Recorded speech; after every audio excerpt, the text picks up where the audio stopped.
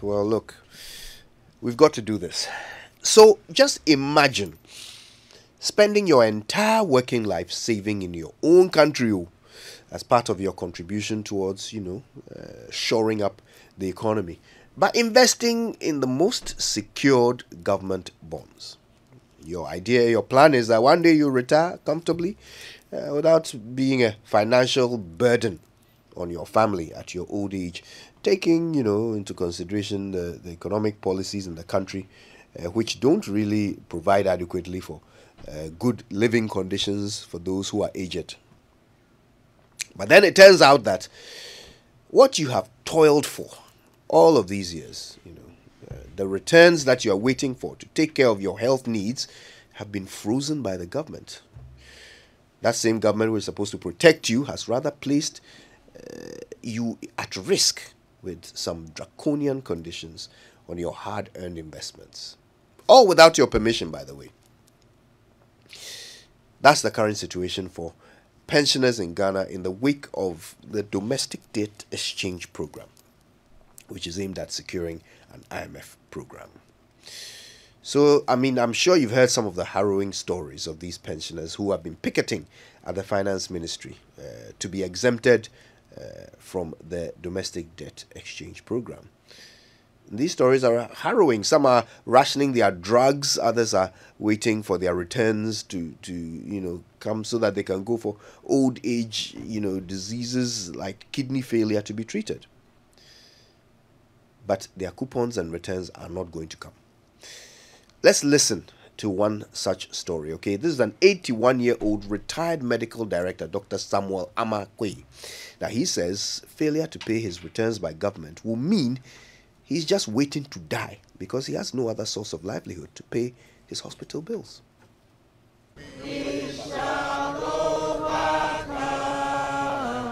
Pensioners have forgone every comfort and besieged the ministry's area to picket and plead with the finance minister to exempt them from the domestic debt exchange program. Dr. Samuel Kwe is 81 years. He has worked for decades as a private health practitioner and retired in 2017 due to ill health. Well, I'm a sick man. I'm 81 years old and I'm spending a lot on my drugs. Very soon I'll be on dialysis, and I know dialysis is very expensive. Despite his failing health, he dragged himself to join his fellow old citizens to call on the government not to include them in the domestic debt exchange program. He explains why he made this investment and why the government should not alter his plans. To buy drugs and then dialysis. I'm an old man. I have so many type of diseases. I can't tell you all. And very soon, I'll start dialysis. And I need my money for it. That's why I'm waiting. When the September comes, when I collect my money, I will start the dialysis. Dr. Samuel Kwe says government's failure to pay his bond will mean nothing but death. No investment. I lost my wife. I live alone. Who will look after me? That means government wants me to get rid of me. For now, these retired citizens who have rendered varied services to the state, including lending their last cedis towards the development of the country, insist they will never stop picketing until they are totally exempted. James Kwesi Aveji's report read to you.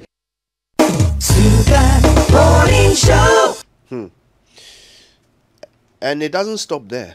All right. The situation has got so bad that even the former Chief Justice of Ghana, Sofa Akufu, had to join her fellow pensioners in solidarity, all with the aim of mounting pressure on the Finance Minister, Ken Ofori-Atta. Now, she says that the decision to include the pensioners in the DDEP is not just wicked, but disrespectful and unlawful. Let's hear her. You need to think, even if you're not personally affected, you tell yourself, this is just by God's grace that I'm not included. Yes. And it's very heartbreaking to see people particularly of this age group, my age group. Some are a bit older than me, some are somewhat younger than me. But these are all people who have worked. They have worked very hard. They could have left the country when others were going. They stayed. They worked for the nation. And we've had our ups and downs and everything.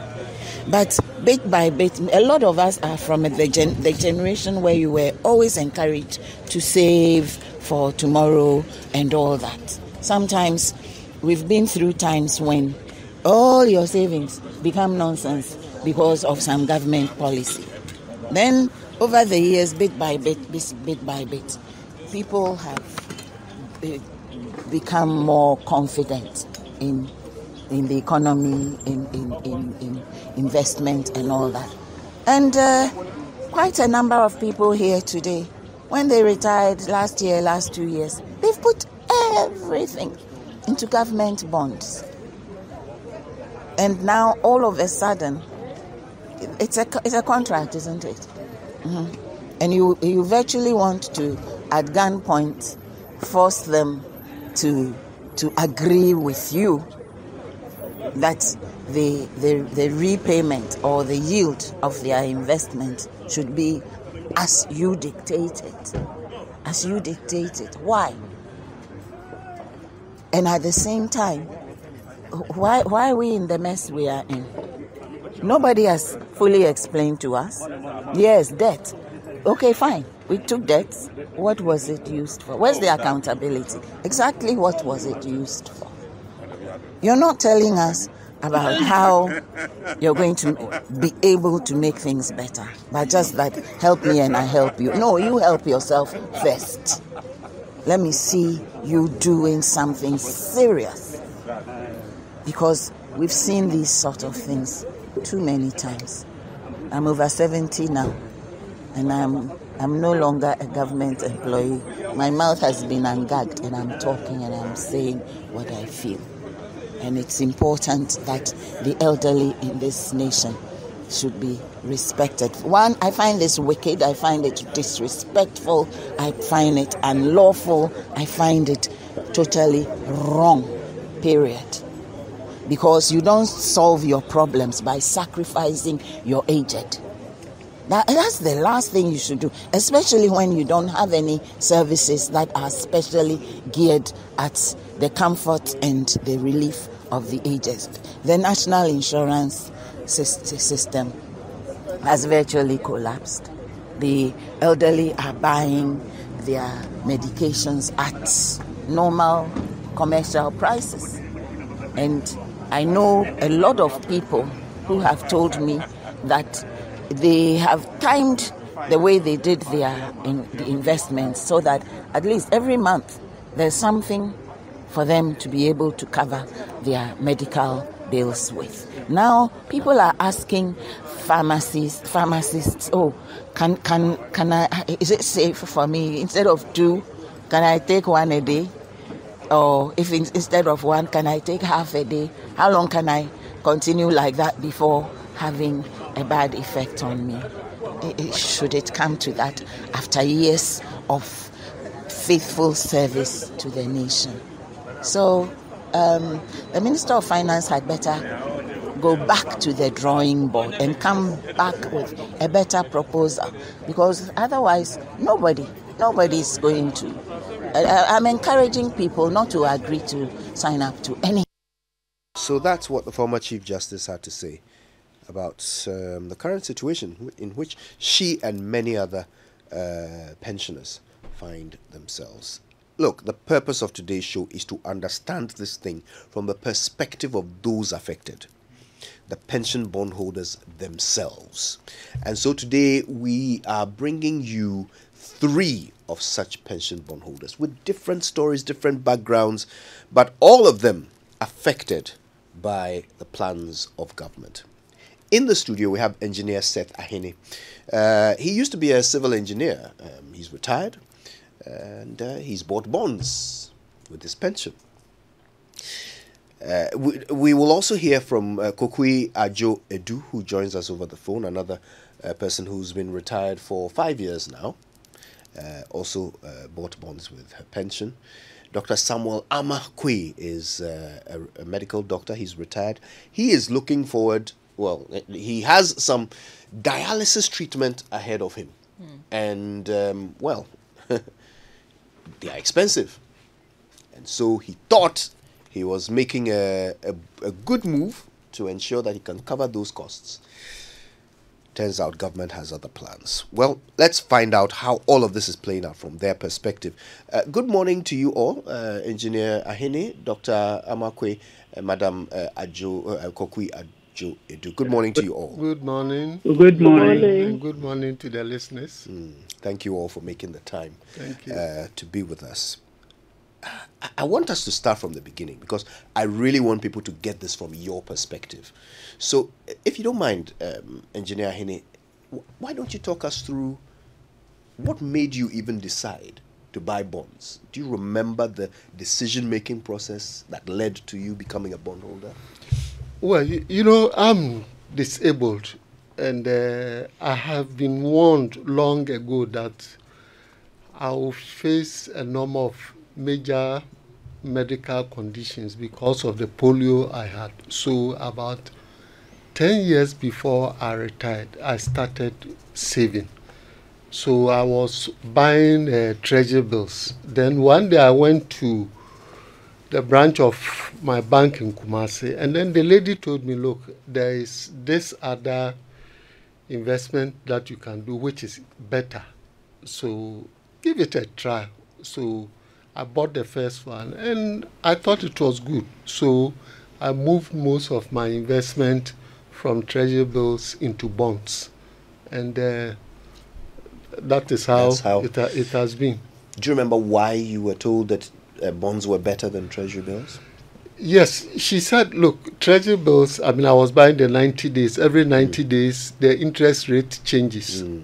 Bonds, if you buy for, say, 2 years, 3 years, whatever, it's the same interest rate. So it gives you that assurance that I should expect this much every 6 months, unlike treasury bills where it can change. Dr. Amakwe, can you relate to this? Do you recall, what advice you got? What situation led you to becoming a bondholder? Yeah. In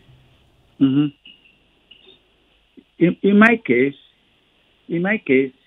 I went to my banker and then asked for advice. And then they told me, I told them that I wanted to buy a bond or take part in treasury bills. And they told me that for how many years? I said, in my case, for 1 year. So I was advised to buy the bond. So I put all my money inside so that within 1 year, I can collect my money back and then continue, go for my dialysis. Madam Kokui, you have actually been retired for about 5 years. So I'm assuming that you've actually been a bondholder for some time now? First of all, I have not been retired for 5 years. I retired last year. Oh, forgive me. Yes. But I have held bonds for a long time, if that's what gives people the impression that I've been retired for a while. My background is finance and investment. And so for me, I didn't need anybody to tell me about the benefits or, the advantages of bonds over treasury bills or anything. I knew what I was getting myself into. Yeah. Well, yet here we are. If you think about it, in order for a government bond to fail, so many things have to go wrong. I can imagine that no person in their right mind would have imagined that all those things would go wrong for you. Even when they did, government's first position was that you should not be affected by it. The original announcement was that you should not be affected. How did it feel, Engineer Ahene, when government did a U-turn following the exemption of the institutional and commercial bondholders? Once they were exempted, how did it feel when suddenly you heard that your investment was now at stake?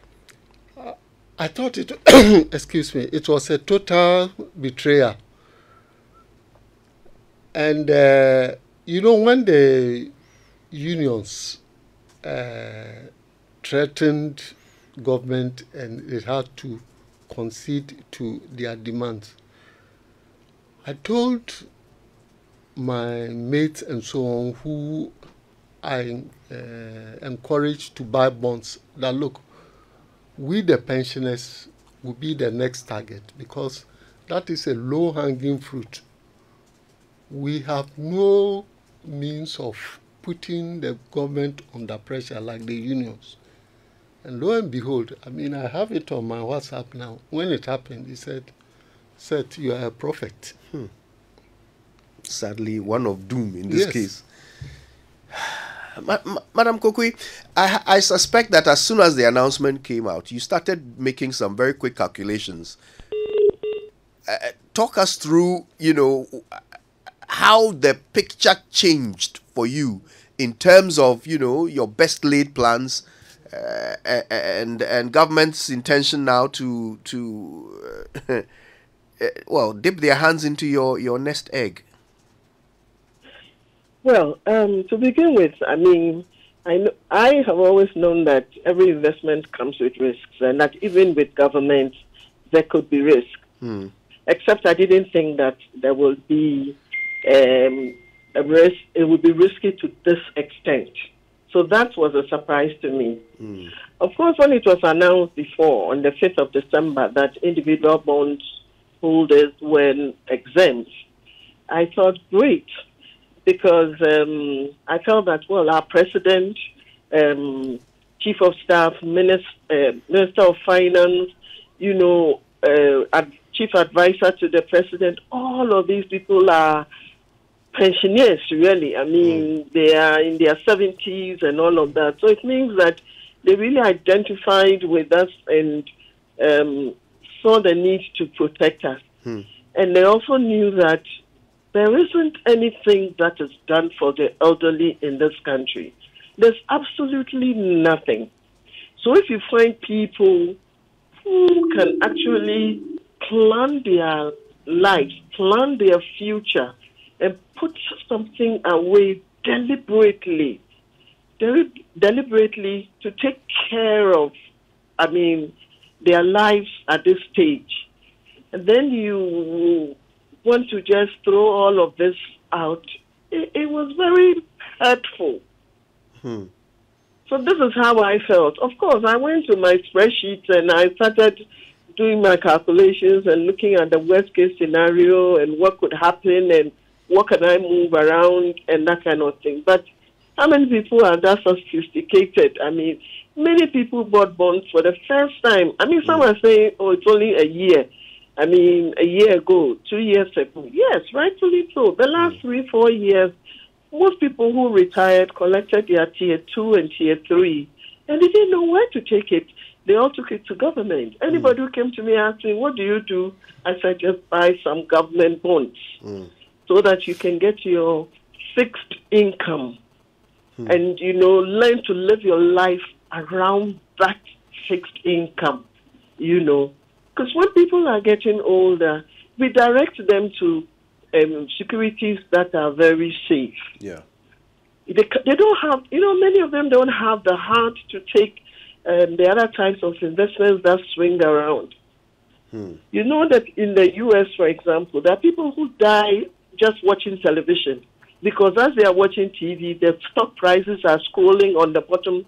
And somebody may have taken a decision, a stock decision the day before, and then the next one is watching TV, he sees that the stock price has right.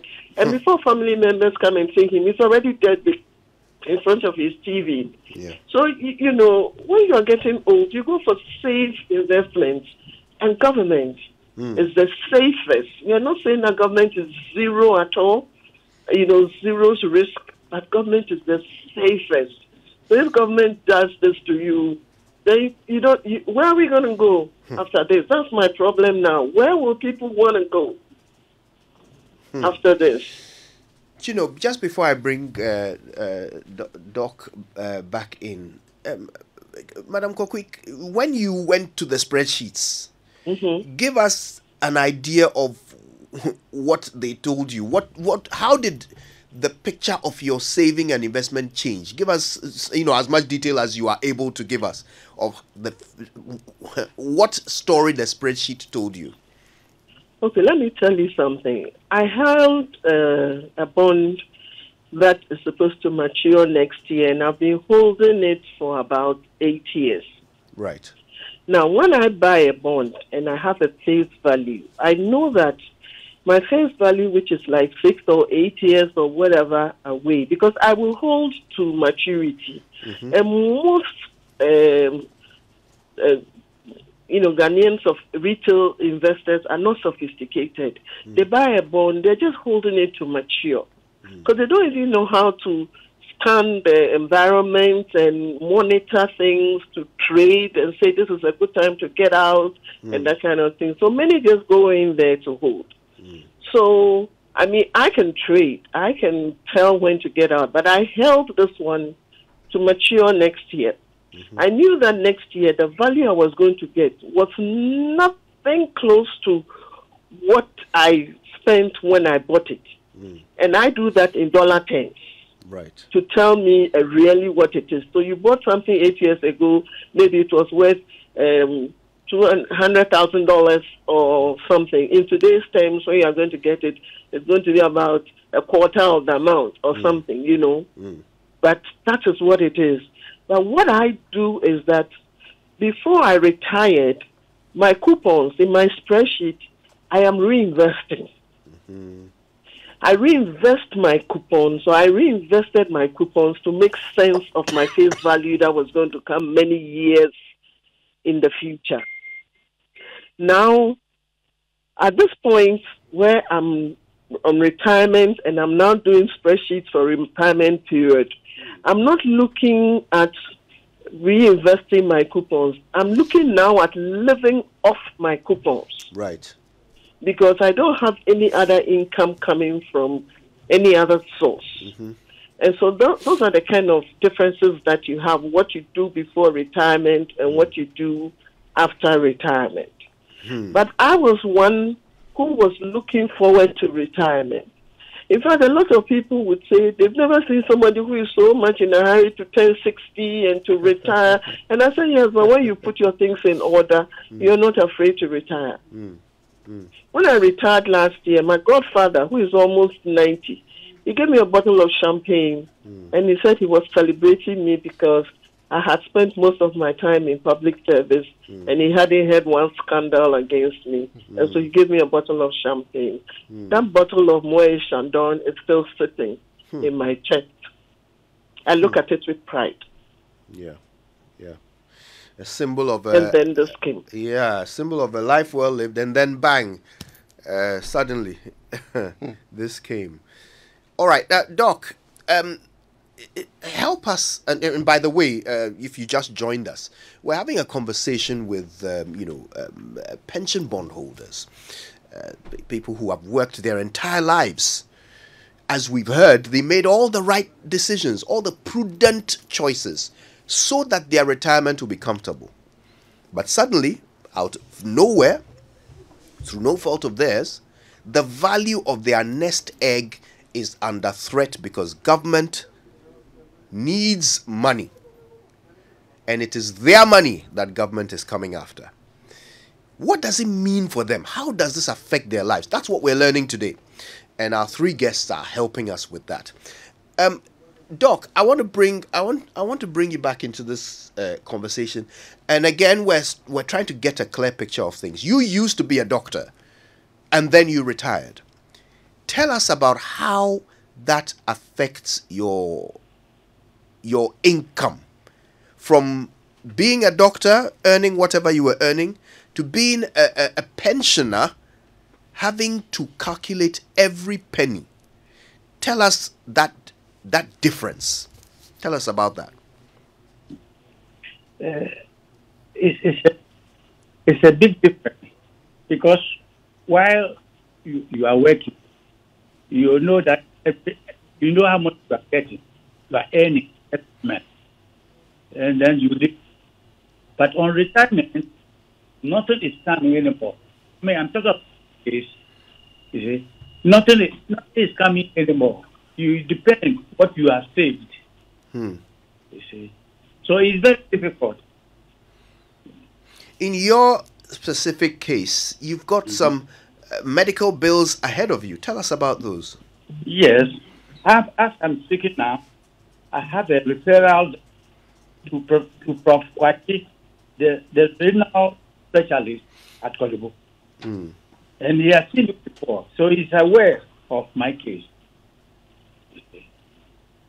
Okay. So tell us how the government's plans to, exchange your bonds for different bonds, how that affects your ability to look after your health. That means if they don't receive my money, yeah, that means they want me to die. I have no money at it away. I depend on this one. I planned for it. It is a big sum of money. For those who may not understand what this dialysis business is all about, explain to us why you say that if they don't give you your money, then they intend for you to die. Yes, because I know people who are who are suffering from chronic kidney disease. Some people sell their houses to go for kidney transplant. In my case, I don't want kidney transplant because of my 81. I don't want so I plan to be dialysis. This is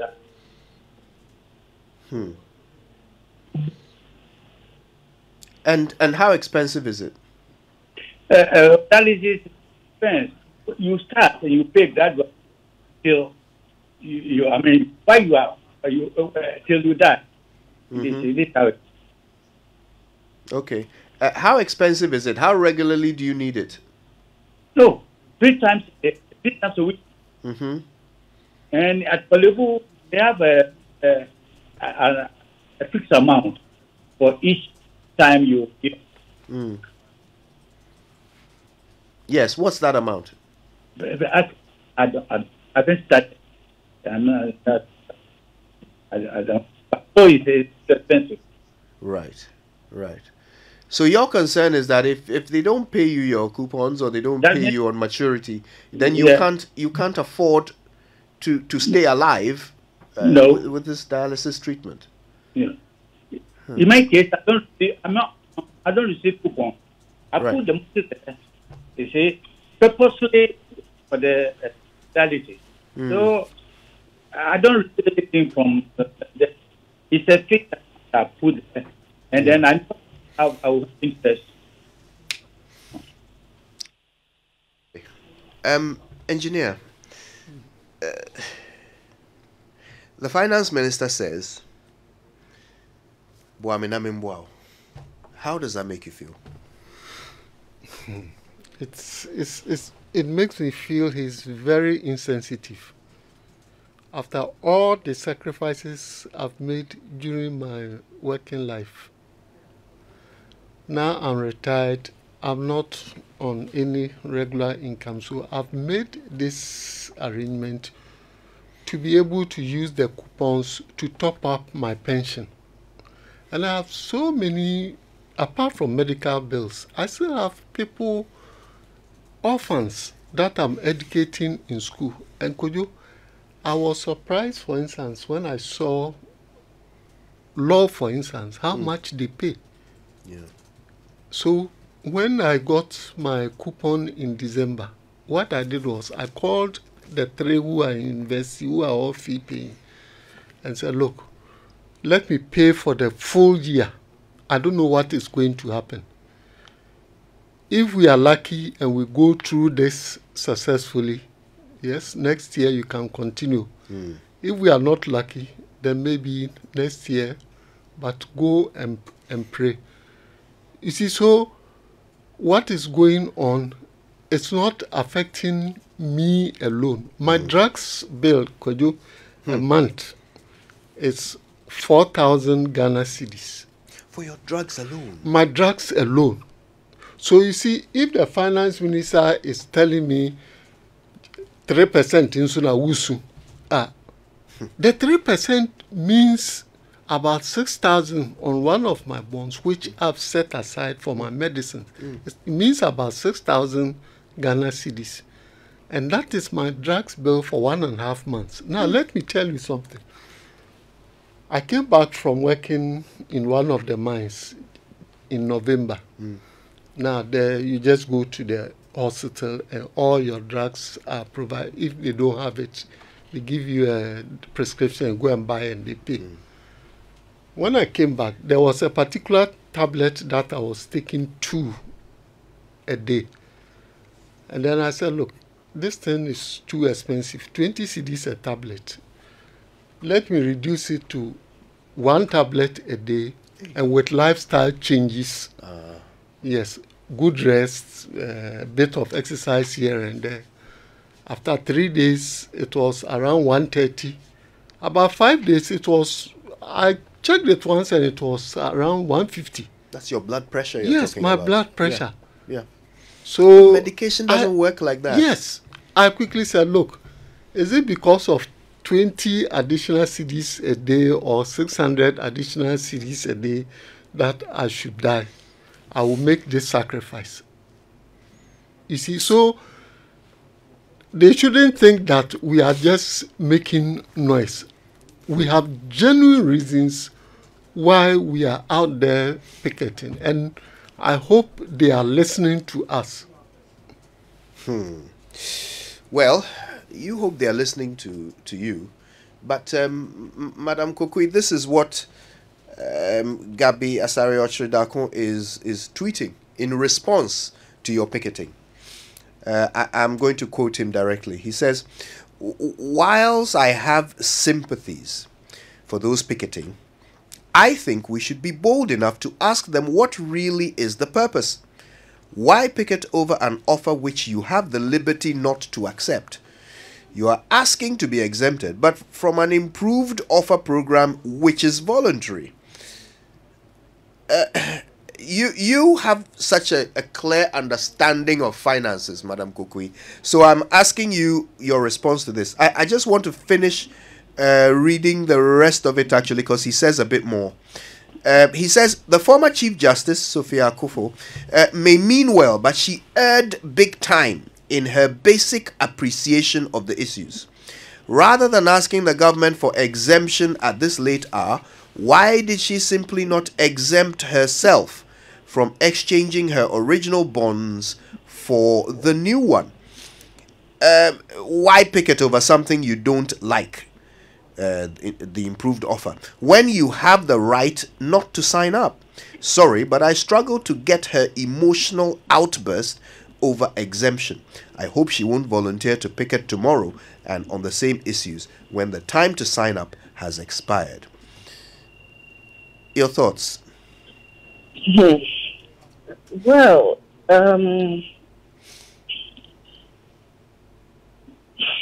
don't even know where to start this from.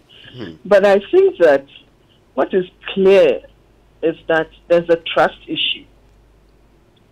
There's a trust issue here. You see, if on the 5th of December, when the first announcement was made, we had been told about this debt restructuring and all the terms of it, nobody had been told that they were exempt, and we're simply all told that this is what is being offered. It is voluntary, and so take it if it meets your needs, it suits your needs. Then there would have been no problem. But when an issuer has issued an instrument to people and then comes and says, I am making these changes, it is voluntary, but I have exempted some people. I'm telling this group that you do not participate. this thing that you say is voluntary, but you are telling this group, do not participate.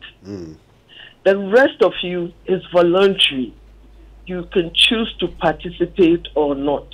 It doesn't sit well.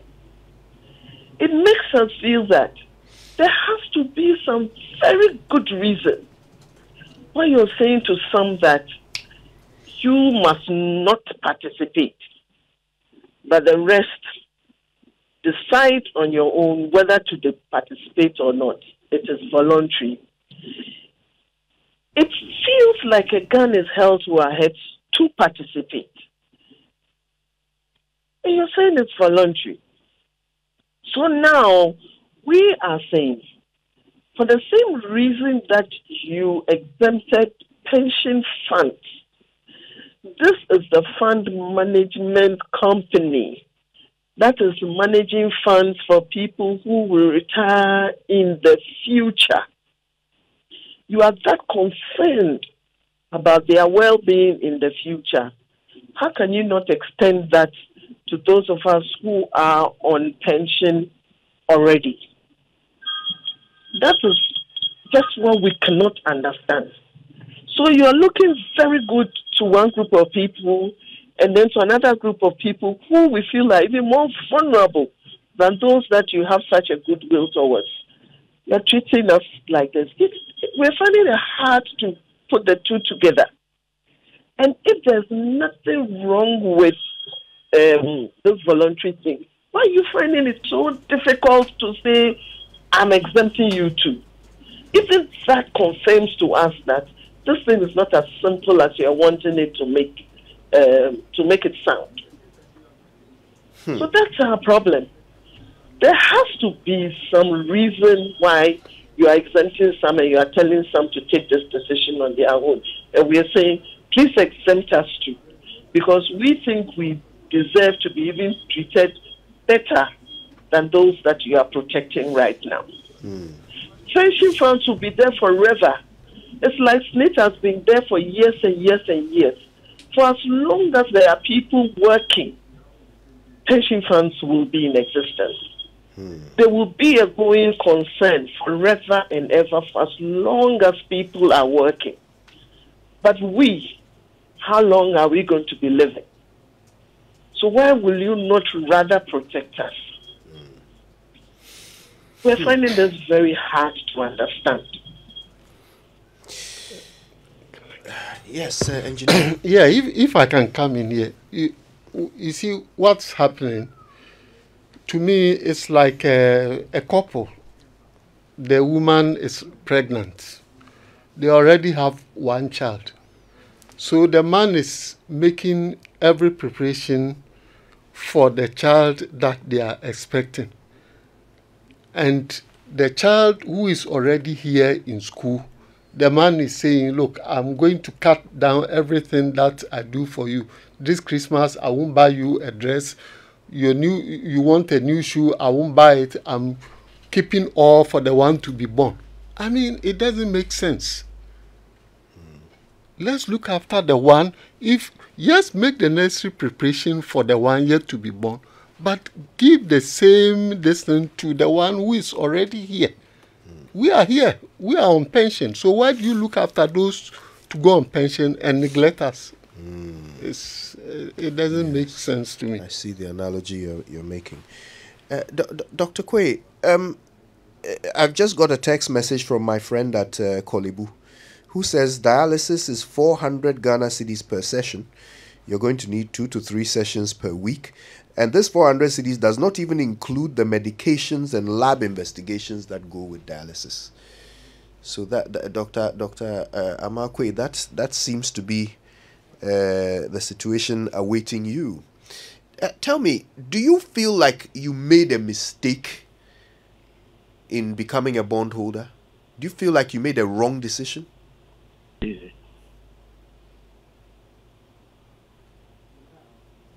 Hello? Hello, yes. Yes. Did you hear the question? Shall I go over it again? Yeah, go over it. Yes, I was saying, do you feel like you made a mistake by becoming a bondholder? That like you made a wrong decision? Oh yeah, I did. I made and I made big mistakes. I made a big. I'm regretting. What would have been a better decision? What do you think you should have done instead? It's not such a big amount you can't keep at house. They were going to keep it in the house. That's why I send it to my banker. See, no other way, because we are a world where you can't sit at home. Yeah. So with that in mind, then maybe you shouldn't blame yourself, Doc. It's not like there was a better option, was there? There was no option. There was no option. So the option is I have my doctors outside. I should have sent the money to them to be kept there. See, this is the only option. That's interesting.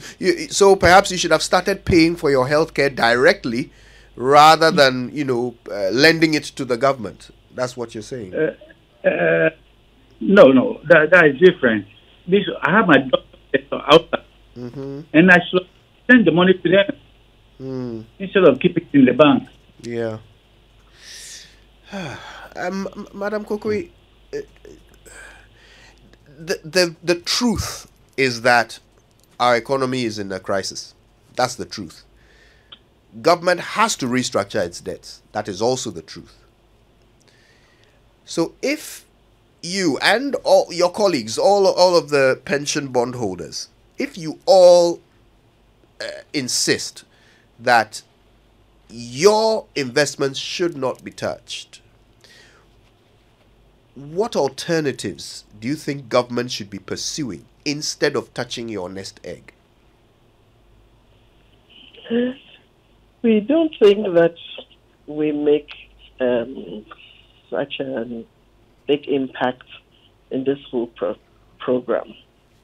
We are not enough to derail the program.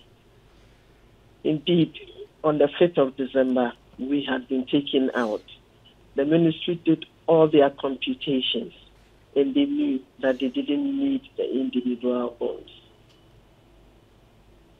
So you see, we do know that we won't derail this process. In any case, the country should demonstrate how it takes care of its elderly, how it takes care of its aged, and also not to send the wrong signal about what people should do in the future, because there is no country that would thrive without a financial services sector. Banking requires that people should put away their surplus funds so that those who need that money can access it. And when we take up bonds and things, that's exactly what we are doing. Deferring consumption, putting our surplus funds to the use of the nation. And people must continue to do that. Somebody asked me if I would discourage people from investing in the future. I have said that I will not do any such thing. We can't afford not to continue to invest and build the banking sector and the financial services sector. We can't afford not to do it. But why if would I anyone? Did that, but why I'll would be anyone? cutting off my nose to spite my face, and I will not do that. So we hope that this is a learning. It's brought about a period for all of us to understand things, to look at the way we'll do things. We might make some changes, here and there, but as for saving and investing, we have to do it. Young people must do it. Do it for your future. Until we get to the point where in this country we become like other countries where things are provided for the elderly. Even they also put money away for the extras that they want in life. People have different needs as they grow up. Some is medical. For some, they are fighting over this money just to spend it on family members. Some are fighting over this just to take care of family members. If they are blessed to have good health, they are taking care of poorer family members. I don't know if you have relatives in your hometown and things, and when you visit them and as soon as you are getting ready to leave and you pick up your handbag, you see the smile on their faces, and some are just fighting for their coupons to extend their hand to needy members of their families and even non-family members. So please, it's not just about us. And I keep telling people that poor family members find it easier to go to their relatives, their well-to-do relatives in the middle class, than those at the very top. Because they're very, very, very wealthy. People are even afraid to go to their homes. So we carry a really big burden. Really, really, really, really big burden. So it's not just about us. So we have put monies aside for a purpose. Please don't take it away from us. Let us have the money. For whatever purpose we put it away for, it is our decision. At the time that we're putting it away, we did not have to justify it to anybody. It's time for us to get our money. We do not need to justify it to anybody. It's really unfair to bring Dr. Akwe on air to tell the whole world about his health situation. It's not right. It's not right. Even close family members sometimes don't know what is wrong with you, what your health needs are, and now the whole world. It's not fair. Yeah, I mean, when you consider the pensioners, how much are we talking about in terms of the total debt of the country and what is held by the pensioners? It's insignificant. So if I were in leadership, instead of insulting the Chief Justice, I would rather come there while the picketing is going on and go ahead, nkokra, mumraha, musikale kakrebi, monko yedemamu, monko na monko da. Na enye fair say, at this time of your life, anopamu be sorry aba, and that will win you points. It will make you look good. But to treat us this way, when your own actions and inactions have led us to this point.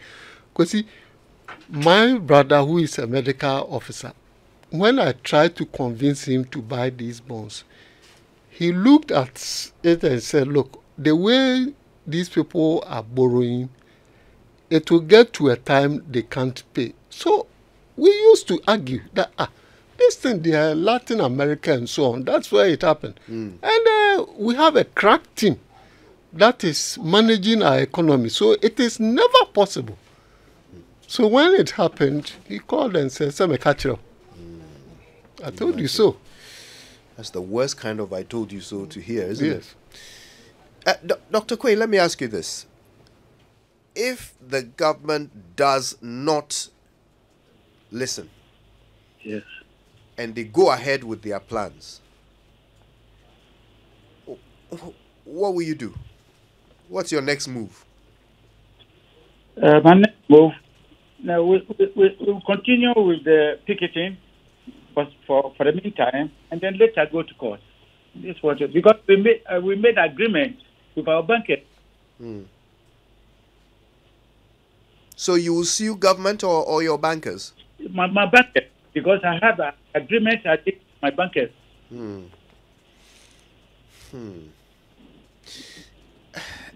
Let me ask you this, engineer. Madam Koku used an expression. She said it's a betrayal. Do you feel betrayed by your government? Yes, big time. Big time, because like I was saying, I was warned that, yeah, and I said, look, I had the aim to mean see. In coffee, me wojidi wo. I have trust in them. So for me to end up this way, bring tears to my eyes, because it has become a case of you kind of went here. Do you feel, Madam Kokui, that government is picking on a group that doesn't have as strong a voice? I mean, it's not like the labor unions or the institutional bondholders.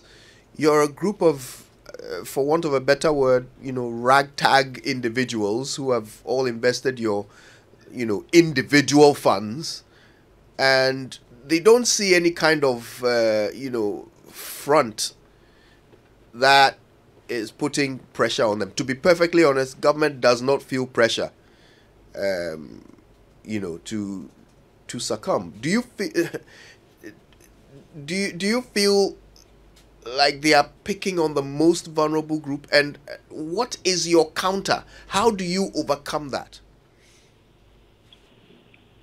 It's very easy for us to feel that, they picked on us because, unlike the labor unions, we can't go on strike or something. It's very easy for one to feel like that.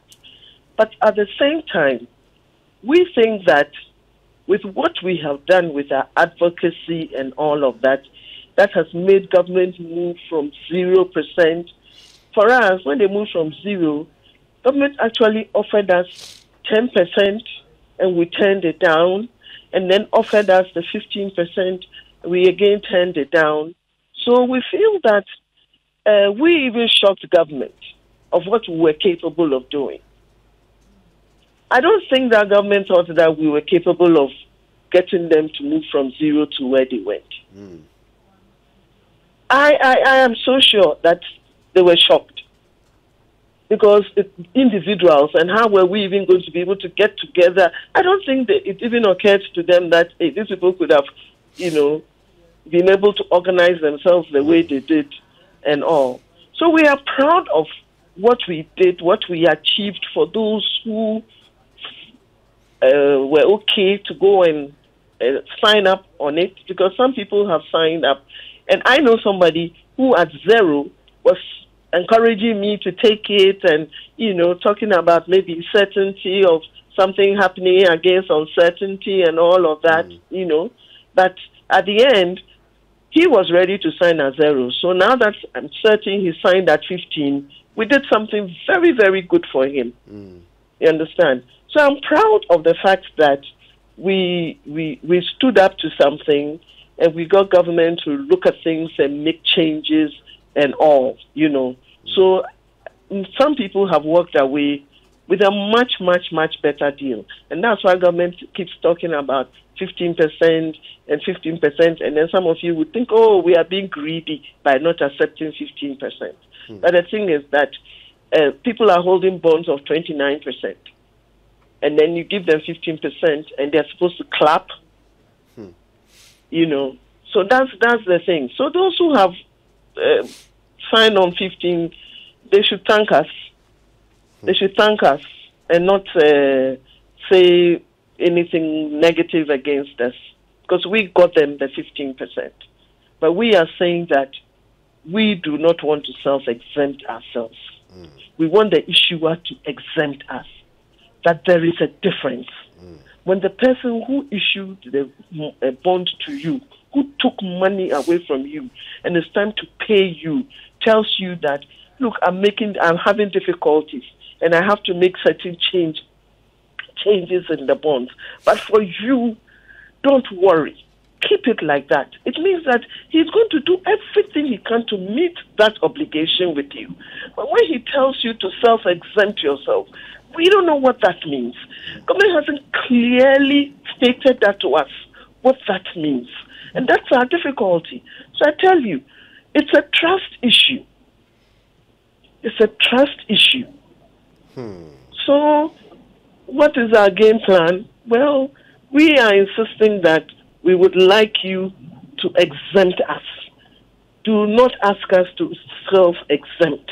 Exempt us like you've exempted everybody else, those other people, pension funds, so that we know what to expect from you. We know how to take you on. But this situation you are putting us in doesn't tell us what we will be able to take you on with. So that is where we are. We understand the difference between issuer exemption and self-exemption. Yeah. And we do not want to self-exempt until you prove us wrong. If you just joined us, we're talking about a life and death situation. The Domestic Debt Exchange Program has removed the exemption that was originally given to pension bondholders. Now they say it is optional and they may opt in or out. But this, from their perspective, puts their nest eggs in jeopardy. And that is life and death for some of them.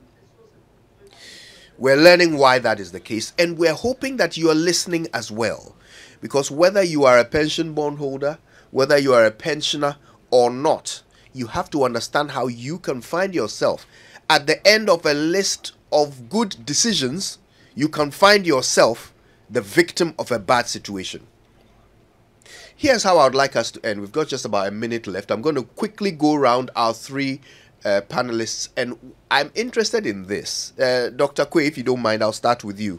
How did you feel when you heard the former Chief Justice speaking the way she did on Friday? I like the way, and I do agree with her. Okay, short and sweet. Engineer. Yeah, I mean, I think the former Chief Justice has proven her mantle. That, I mean, for me on the platform, I've nicknamed her Yasantua. Because these are the people who this country needs, who are ready to stand up and fight for the poor, the downtrodden, the have-nots. And she has proven that, and I respect her. I'll respect her the rest of my life for what she has done.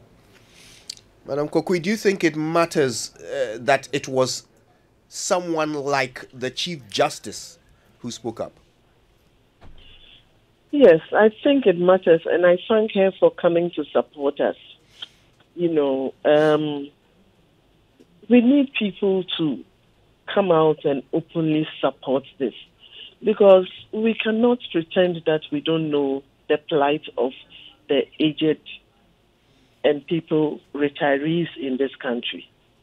So if people like her will come out and speak against this, maybe it will be enough to let those at the drawing table, you know, erase some parts of that picture and change the picture that they are drawing.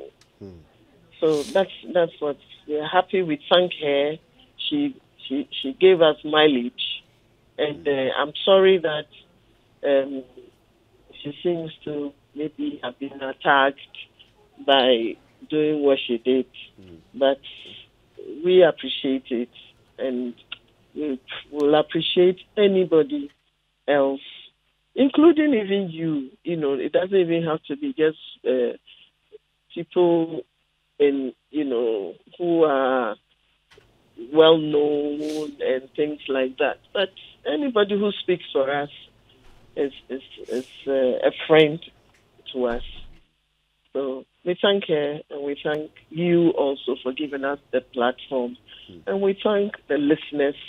You know, we know that we do have sympathizers. And so we thank everybody who spares a moment to think about us and to wish us well. Yeah. Thank you so much. A quick correction, I refer to her as the Chief Justice. She's, of course, the former. Chief Justice of the Republic of Ghana. Okay, a big thank you to our three guests: Engineer Seth Ahene, retired civil engineer, Dr. Samuel Amakwe, retired medical doctor, and Kokui Ajo Edu, who is a retired public service employee and financial expert. From all of her explanations, I want to thank you all very much